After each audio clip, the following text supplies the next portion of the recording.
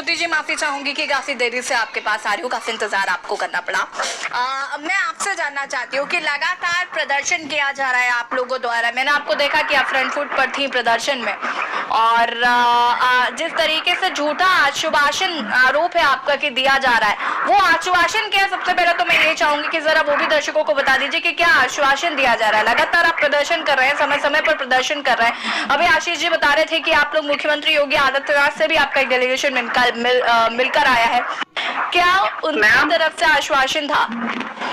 Ma'am, जब भी हमारी भक्ति के बच्चे आयोग जाते हैं मिलने, जब भी किसी पार्टी के जो भी नेता होते हैं, जो भी विधायक होते हैं, हम उनसे मिलने जाते हैं, पहली बात तो हम लोग को सबसे जो बात का आश्वासन दिया जाता है कि हम आपकी बात रखेंगे, या आपकी भर्ती पे काम चल रहा है। और सब जो आयोग के सचिव जी हैं वो हम लोग से हर महीने कह देते हैं, मई में इसका रिजल्ट आया था, 2 मई को, पूरा मई महीना बाकी था।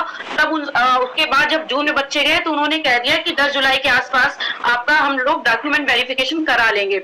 जब जुलाई में बच्चे जाते हैं तो वो कह देते हैं कि हम अगस्त में करा लेंगे। और अभी जो बच्चे सोमवार को मिलके आए हैं तो वो ये कह रहे हैं कि हम सितंबर में करा लेंगे।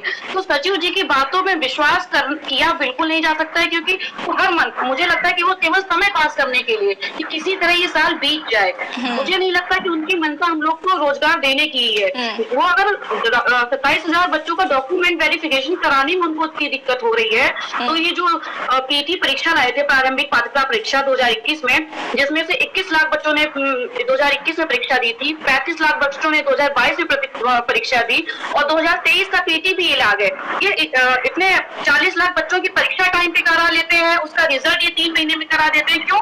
क्योंकि उससे इनको डायरेक्ट रोजगार नहीं देना है। वो एक आंकड़ा है जो इनको अपने अखबारों में छापने के काम आएगा। जब चुनाव आएंगे तो उसको मीडिया के थ्रू या अपने भाषणों के थ्रू प्रचार करने में वो काम आएगा। लेकिन उस पीटी के जरिए कितनी भर्ती भरी गई वो इनसे पूछा जाए तो इनका कोई भी, जो भी इनके मंत्री हैं, जो भी योगी जी से भी हम बच्चे मिले, या हम लोग के पास, मैम हम लोग इतने समर्थ नहीं होते, हम लोग आयोग के पास जाके अपनी गुहार लगा सकते हैं। और पहली बात तो जो भी इनके मंत्री हैं वो हम लोग से मिलने का बिल्कुल भी समय नहीं देते। हम लोग उनसे, जैसे हम लोग को एक साल पढ़ाई करो, मेहनत करो, हर एग्जाम के सब कुछ करो, उसके बाद मैम हम लोग को अपनी जॉब पाने के लिए ऐसा लगता है कि हम लोग को उनके आगे हाथ दिलाने पड़ते हैं कि हमारी बात सुन लीजिए। मतलब अगर देश को जो सबसे ज्वलंत मुद्दा है बेरोजगारी, उस पर ये सरकार बिल्कुल बात नहीं करना चाहती है, ना ही सुनना चाहती है। केवल जो पीटी परीक्षा है वो उसका परसों नोटिफिकेशन आ गया कि इस साल भी पीटी नवंबर तक वो करा लेंगे और जनवरी तक रिजल्ट दे देंगे।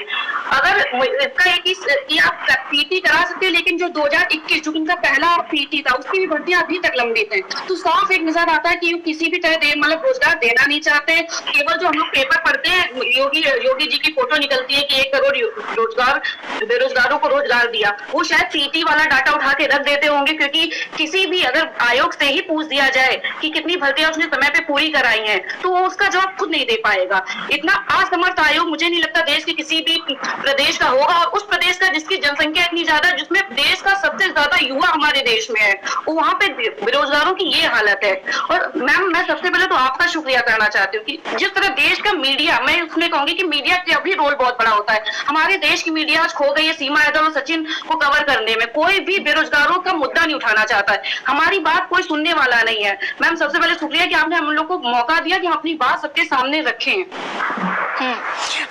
शोएब की क्या रणनीति है श्रुति जी? जी मैम, हम लोग आगे जो भी अभी आयोग से हम लोग मिलके आए थे, बच्चे जो भी गए थे, तो उन्होंने यही कह दिया है कि हम देखते हैं, सुप्रीम कोर्ट में भी चल रहा है, उसके बाद हम देखेंगे, सोचेंगे कि हम सितंबर में स्टार्ट करा दें। तो मैम जैसे उन्होंने सोचेंगे और देखेंगे का एक शब्द लिया, तो वहीं से उनकी मंशा साफ नजर आ जाती है कि वो सितंबर में भी डॉक्यूमेंट वेरिफिकेशन नहीं कराने वाले हैं।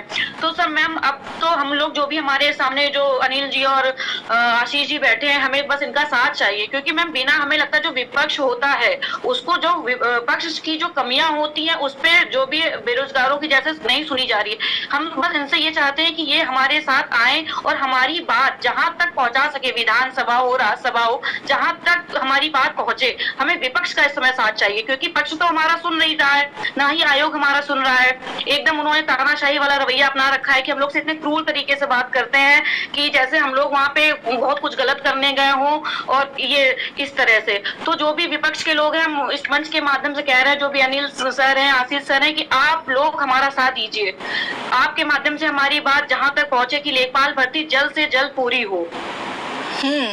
आशीष जी तो पूछ भी रहे हैं आपसे कि आपका नेक्स्ट जो भी प्रदर्शन या जो भी कार्यक्रम है आप लोग मुलाकात करें। अनिल जी भी कह रहे हैं कि आप उनसे आपका एक डेलीगेशन मुलाकात करें तो आप लोगों के लिए ये बेहतर होगा, क्योंकि देखिए विपक्ष मजबूत होता है तो लोकतंत्र मजबूत होता है, और अगर जी विपक्ष मैम। आपकी मजबूती से आवाज उठाएगा तो जाहिर सी बात है कि आपको न्याय मिलेगा। संदीप जी